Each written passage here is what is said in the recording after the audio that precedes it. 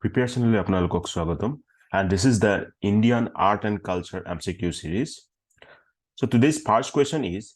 it is the mount or vehicle of the main deity and was placed just before the sanctum of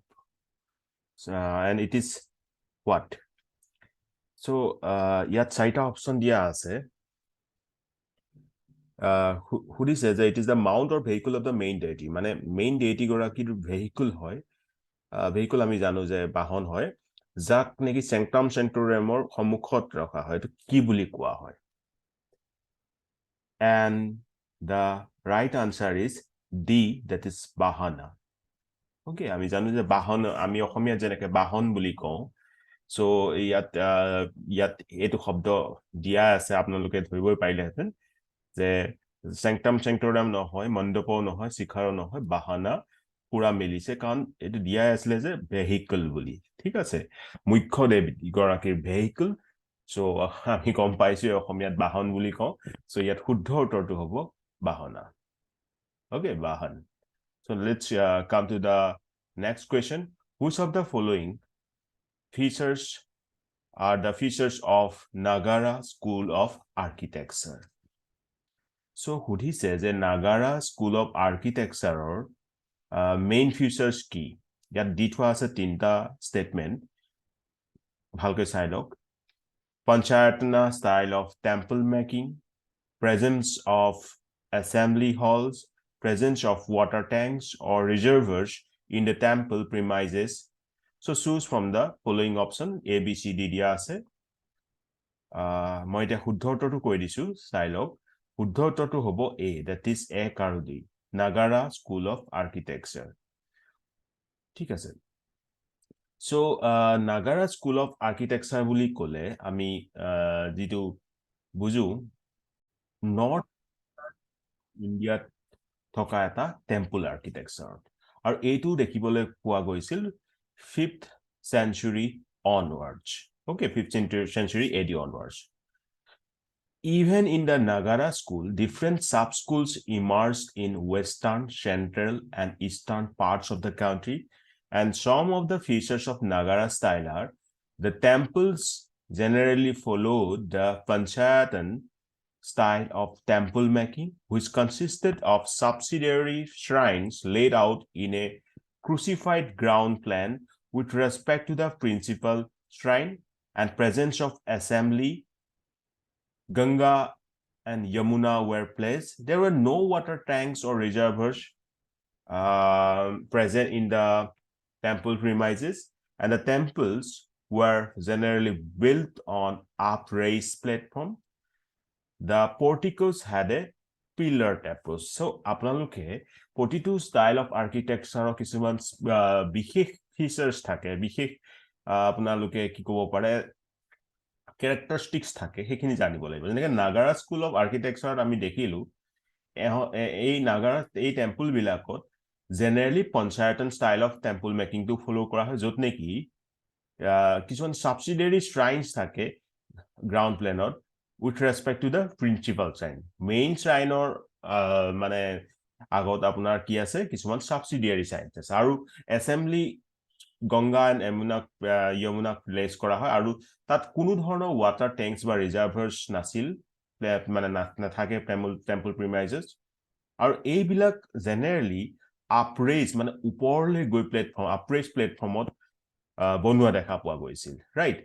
আৰু porticos had a pillared approach pillared আছিল খুটা okay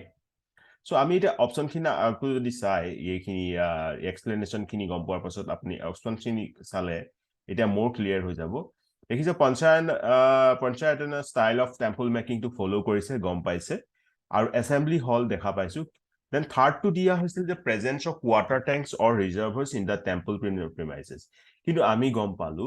Nagara School of Architecture presence মানে water tank or presence দেখা পোৱা নগৈছিল বা reservoirs or presence দেখা পোৱা নগৈছিল so এক আৰু দুইটো শুদ্ধ so that's why option A is the correct answer here next question consider the following statement Khajuraho school was developed by Chola rulers the temples in Khajuraho schools were made of marble. Again, you need to choose the correct statements. Option gita sauk. প্ৰথমে নিজে gas কৰি নিজে answer কৰিবলৈ চাব আৰু যেতিয়া মই আনসাৰটো দিও মিলাই চাব সো ইয়াত শুদ্ধ উত্তৰটো হ'ব ডি মানে কোনোটোৱে শুদ্ধ নহয় খাজুৰাহো বহুত ফেমাস হয় আমি জানো যে খাজুৰাহো চান্দেলা ৰুলাৰ্স সকলে বনাইছিল সেইভাবে এই খাজুৰাহো স্কুলক চান্দেলা স্কুল বুলিও জনা যায় The features of the temples কি আছিল এই টেম্পল বিলাকত interior and exterior দুইটাতে বহুত ধুনিয়াকৈ carvings decorated আছিল The sculptures were generally erotic in their themes and drew inspiration from Bachana's Kama Sutra আমি জানো যে খাজুৰাহোত কিছুমান এনেকুৱা ধৰণৰ erotic themes বা এনেকুৱা ধৰণৰ sculptures পোৱা গৈছিল যি নেকি Bachanaৰ Kama Sutra সেই তাৰ পৰা ইনস্পিৰেচন পোৱা গতে দেখা গৈছিল আৰু এইবিলাক মাৰ্বল নহয় এইবিলাক স্যান্ডস্টোনৰেহে বনোৱা দেখা পোৱা গৈছিল ঠিক আছে সো দুইটা অপচন আপোনালোকে এতিয়া গম পাইছে ভুল সো আনসাৰটো হ'ব neither of the above so D is the correct answer next question চলে আহিছো the temples were known as mandapas under the কি হ'ব মহেন্দ্ৰ গ্ৰুপ নে নৰসিংহা গ্ৰুপ নে ৰাজা সিংহা গ্ৰুপ নে নন্দী বৰ্মন গ্ৰুপ temples বিলাকক মণ্ডপা বুলি কোড জনা গৈছিল আৰু শুদ্ধটো উত্তৰটো হ'ব Mahendra group okay this was the first stage of Pallava temple architecture the temples built under Mahendra Burman were basically rock cut temples under him the temples were known as mandapas ঠিক আছে মহেন্দ্ৰ বৰ্মনৰ সময়ত rock cut temples বিলাক দেখা পোৱা গৈছিল okay Mahendra Varman হে আমি first stage of Pallava temple architecture কথা কৈ আছো আৰু তেওঁৰ আন্ডাৰত এই টেম্পল বিলাকক মণ্ডপা বুলি জনা গৈছিল কিন্তু এটা কথা মন ৰাখিব নাগাৰা ষ্টাইলত মণ্ডপা মানে এসেম্বলি হলক বুজোৱা গৈছিল কিন্তু ইয়াত কিন্তু সেই মন্দিৰ বিলাককেই মণ্ডপা বুলি কোৱা হৈছিল সো মহেন্দ্ৰ গ্ৰুপৰ আন্ডাৰত টেম্পলছ খিনিক মণ্ডপা বুলি কোৱা হৈছিল ahok next question to saw consider about Vesara School of Art statement 1 the art of Gopuram reached its climax in this style it was also known as Madurai School the concept of circular building inside the temple premises was introduced in this school choose from the following options option kini saw So ইয়াত শুদ্ধ উত্তৰটো হ'ব D অৰ্থাৎ কোনোটোৱেই শুদ্ধ নহয় কিহৰ কাৰণে আমি অলপ ইয়াৰ কাৰণে পঢ়িব লাগিব The art of Gopuram reached its climax in Nayaka style Gopuramor যিখিনি Gopuram art খিনি ক্লাইমেক্স পাইছিল গৈ ৰিচ কৰিছিল কেতিয়া Nayaka style and Nayaka school was also known as Madurai school and the concept of circular building inside the temple premises was introduced during the Vijayanagar school. ঠিক আছে আমি গম পালো যে the art of Gopuram কেতিয়া climax পাইছিল গো Nayka style আৰু এই নায়কা স্কুল খিনি মাদুৰাই স্কুল বুলি জনা গৈছিল আৰু যে circular বিল্ডিং মানে টেম্পল প্ৰিমাইজত ইন্ট্ৰোডিউস কৰা হৈছিল Vijayanagar স্কুলৰ দিনত সো আমি গম পালো দিয়া হোৱা আনসাৰ অপচন অৰ মা স্টেটমেন্ট এটা শুদ্ধ নহয় প্ৰথমটোত কৈছিল বেচাৰা স্কুলৰ সময়ত দপুৰাম ৰিচ কৈছিল ক্লাইমেক্স নহয় মাদুৰাই স্কুল বুলি নায়াকা স্কুলক কোৱা হয় নহয় নায়াকা স্কুলকহে কোৱা হয় বেচাৰা স্কুল অফ আৰ্টক কোৱা নহয় দেন কনসেপ্ট অফ সাৰ্কুলাৰ বিল্ডিংও সেইটো সময়তেই পোৱা গৈছিল এটো বেচাৰা স্কুল অফ আৰ্টৰ সময়ত নহয় সো শুদ্ধ উত্তৰটো হ'ব আনসাৰ ডি ঠিক আছে মেন বিজয়নগৰ স্কুলৰ সময়ত সেই সাৰ্কুলাৰ বিল্ডিংটো মানে টেম্পলৰ ভিতৰতে সাৰ্কুলাৰ ষ্ট্ৰাকচাৰটো ইন্ট্ৰোডিউস কৰা হৈছিল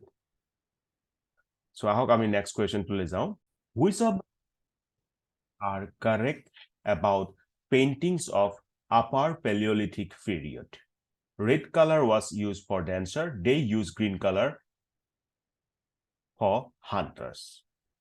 কোনটো শুদ্ধ হ'ব আৰু ইয়াত শুদ্ধ হ'ব neither of them the walls of the rock shelter caves were made of quartzite, and so they use minerals for pigments. One of the most common mineral was ochre and geru mixed with lime and water. They use different minerals to make colors like red, white, yellow, green, which widen their palette. And the white, dark red, and green were used to depict large animals on elephant, rhino, tigers. And for the human figure, red was used for hunters, and the green mostly for dancers. So, দিয়া হোৱা ষ্টেটমেণ্টটোত আছিল যে red colour বিলাক ডেন্সাৰৰ কাৰণে use কৰা হৈছিল so আমি গম পালো ৰেড কালাৰ বিলাক হান্টাৰ্ছৰ কাৰণেহে ইউজ কৰা হৈছিল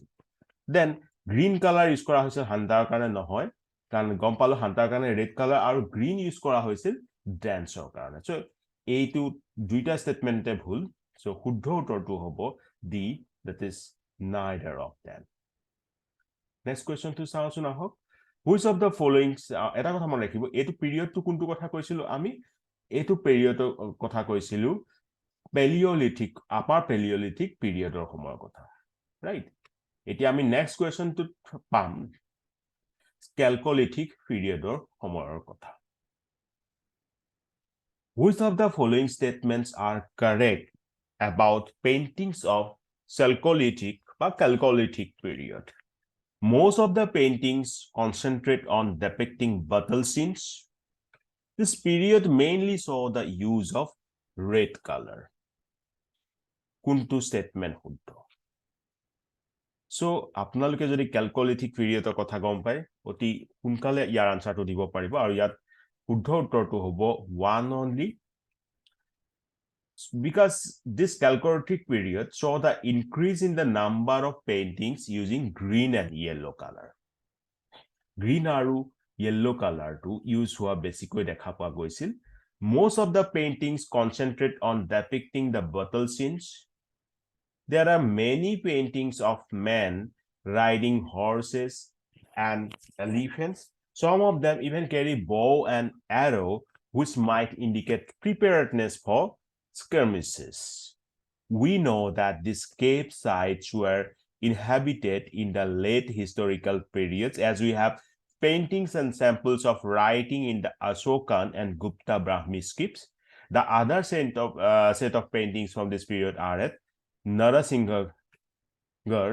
in Madhya Pradesh. So, আমি এটা কথা গম পালো যে এই Chalcolithic periodৰ সময়ত সেউজীয়া আৰু হালধীয়া কালাৰটো বেছিকৈ ইউজ কৰা হৈছিল আৰু এই পেইন্টিংছ বিলাকক ম্যাক্সিমাম কনসেন্ট্ৰেট কৰিছিল বা তেওঁলোকে দেখুৱাব বিচাৰিছিল বাটল সিনস বিলাক আৰু তাত নেকি এনেকুৱা কিছুমান পেইন্টিংছও পোৱা গৈছিল য'ত নেকি মানুহবিলাকে হাতী আৰু ঘোঁৰা চলাই থকা আৰু তেওঁলোকে ইভেন ধনুকাৰ লৈ যোৱাও দেখুৱা গৈছিল য'ত দেখুৱা জানিব পৰা হৈছিল যেন কিবা বাটলৰ কাৰণে গৈছে ৰাইট আৰু আমি জানো যে লেট হিষ্টৰিকেল পিৰিয়ডৰ সময়ত এই মানে গুফা বিলাকত মানুহ থাকিবলৈ লৈছিল আৰু তাত নেকি কিছুমান অশোকান আৰু গুপ্তাৰ বাহমি স্ক্ৰিপ্টত লিখা স্যাম্পলছো আমি পাইছিল আৰু ইয়াৰ যদি উদাহৰণ স্বৰূপে আপোনালোকে চাব বিচাৰে মধ্যপ্ৰদেশৰ নৰসিংহগড়ত এই Chalcolithic পিৰিয়ডৰ কিছুমান পোৱা গৈছে চিহ্ন সো এতিয়া আপোনালোকে যদি চাই ষ্টেটমেন্ট দুটা কৈছে যে most of the paintings concentrate on depicting battle scenes. This period mainly saw the use of red color. So, yat এটাটো শুদ্ধ গম পালো যে battle scenes খিনিহে বেছিকে দেখুৱা হৈছিল আৰু আমি দেখিলো যে হাতী ঘোঁৰাত উঠি পেলাই ধনুকাৰ লৈ পেলাই বটল যুদ্ধৰ কাৰণে প্ৰিপাৰেচন কৰি গৈ থকা দেখা গৈছিল সো প্ৰথম অপচনটো প্ৰথম ষ্টেটমেন্টটো নিশ্চয় শুদ্ধ কিন্তু সেকেন্ডটোত যে দিছে অকল red color this period mainly saw the use of red color এটো ভুল